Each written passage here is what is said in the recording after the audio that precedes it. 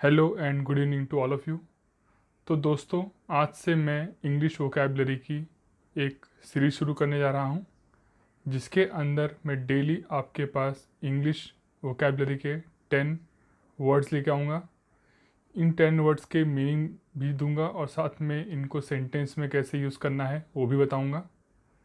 इसके साथ ही ये जो 10 वर्ड्स मैं आपको डेली बताऊँगा, अगर आप इसे रेगुलरली सुनेंगे तो मैं आपको गारंटी देता हूँ कि एसएससी, बैंकिंग, एमबीए और कोई भी एग्ज़ाम हो, अगर उसमें इंग्लिश के वर्ड्स के रिगार्डिंग कोई क्वेश्चन आता है तो वो आपके 100% राइट होंगे। इसकी मैं गारंटी देता हूँ। बस आपको इतना करना होगा कि आपको डेली 10 मिनट ये लेक्चर सुनना होगा। अगर आप डेली इसे ध्यान से सुनेंगे, ध्यान से पढ़ेंगे, तो गारंटी ही आपका फ़ायदा होगा। तो चलिए शुरू करते हैं पहले वर्ड से। पहला वर्ड है अबैफ्ट।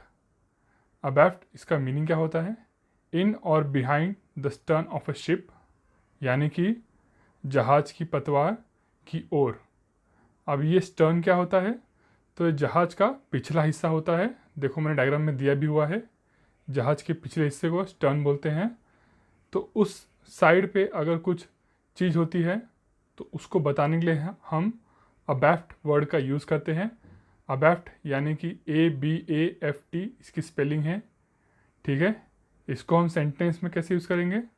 अ line of clouds was spotted abaft by the starboard lookout, ठीक है।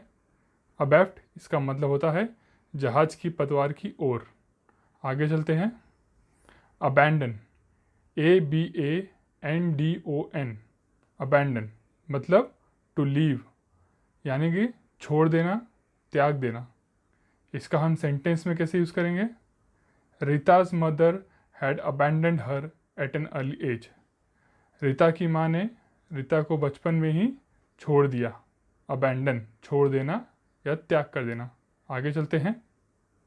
बैबल, बैबल यानी कि BABBLE, बैबल मतलब to talk rapidly and continuously in a foolish, excited और इनकॉम्प्रिहेंसिबल वे, यानी कि सिंपल बातों में बड़बड़ाना, बड़बड़ाना, बकबकाना, इसे हम कहते हैं बैबल, ठीक है।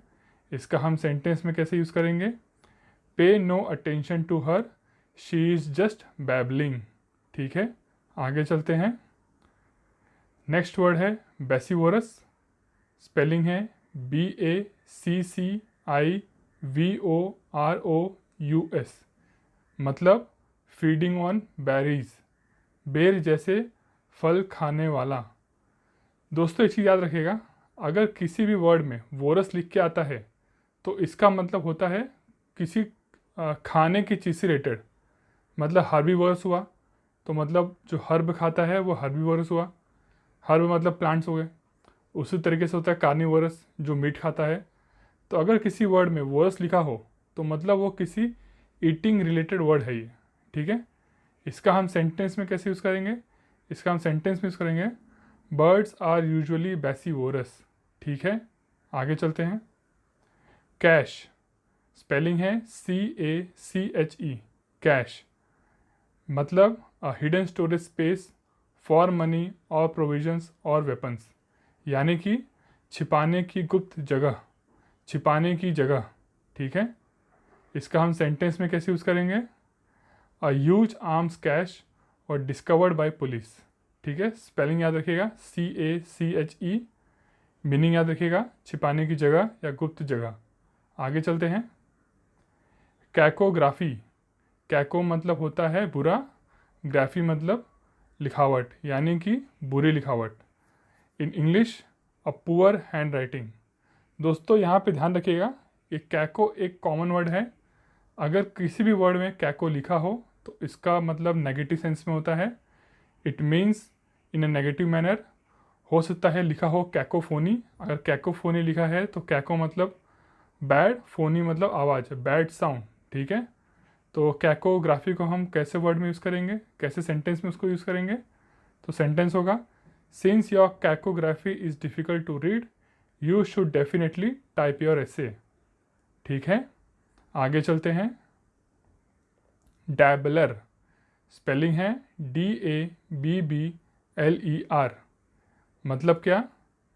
N amateur who engages in an activity without serious intentions और who pretend to have knowledge, यानी कि शौकीन या अनाड़ी, ठीक है, डैबलर। इसका सेंटेंस में कैसे यूज़ करेंगे? Raju is a master dabbler, the kind of guy who knows a little something about everything. ठीक है, ऐसे लोग को डैबलर कहते हैं जो हर काम तो करते हैं लेकिन उस काम में एक्सपर्ट नहीं होते हैं। ठीक है, जैसे हो गया, मान लीजिए आपको पेंटिंग करना पसंद है, आपको साथ में साइकिल चलाना पसंद है, आपको साथ में हॉकी खेलना पसंद है, तो ये सब आपकी डैबलिंग हो गई, आप इन सब में डैबल कर रहे हो, आप इसमें एक्सपर्ट नहीं हो। मान लो आपने इंजीनियरिंग की है तो आप एक्सपर्ट हो इंजीनियरिंग में। ठीक है, आगे चलते हैं नेक्स्ट वर्ड में, डकॉइट, DACOIT, यानी कि a member of N armed gang of robbers. Simple word में लुटेरा या डाकू। ठीक है, इसका सेंटेंस में कैसे यूज़ करेंगे? डाकू Paan Singh Tomar was an infamous dacoit in Chambal. ठीक है, डकॉयत मतलब लुटेरा या डाकू होता है। आगे चलते हैं, वर्ड है ईव्स ड्रॉप। ईव्स ड्रॉप मतलब, पहले हम इसकी स्पेलिंग देख लेते हैं। इसकी स्पेलिंग है EAVESDROP। मतलब listen without the speakers knowledge. मतलब कि किसी की बातों को छुप कर सुनना, उसे ही ईव्स ड्रॉपिंग कहते हैं, उसे ही ईव्स ड्रॉप कहते हैं। ठीक है, इसका सेंटेंस में कैसे यूज़ करेंगे? Since the walls were thin, Rohit hid in the office next door so he can eavesdrop on his boss's secret meeting. ठीक है, किसी की बातों को छिप के सुनना ही ईव्सड्रॉप कहलाता है।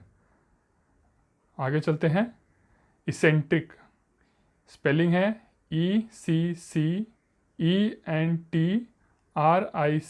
इसेंट्रिक, यानी कि सनकी। इंग्लिश में इसका मतलब होता है a person who is considered by other people to be strange और अनयूजुअल। अनयूजुअल बिहेवियर दिखाने वाला, एक नॉर्मल जो बिहेवियर नहीं दिखाता है, उसको हम इंसेंट्रिक कहते हैं। ठीक है, इसका सेंटेंस में कैसे यूज़ करेंगे? When Gaurav's grandmother started to act eccentric, he took her in for a psychiatric evaluation। ठीक है, जब कोई अलग बिहेवियर दिखाता है तो हम उसे इसेंट्रिक बोलते हैं। तो दोस्तों, आज का लेक्चर यहीं ख़त्म होता है। ऐसे ही मैं लेक्चर स्मॉल लेके आता रहूँगा। आप इसे डेली सुनिए, रेगुलरली सुनिए। मैं गारंटी देता हूँ कि आपको इंग्लिश के सारे वर्ड्स अच्छे से आते जाएंगे, एग्ज़ाम में आपको कोई दिक्कत नहीं होगी। और अगर आपने अभी तक मेरे चैनल को लाइक और सब्सक्राइब नहीं किया है तो प्लीज़ कर लीजिए। तब तक के लिए bye bye and take care.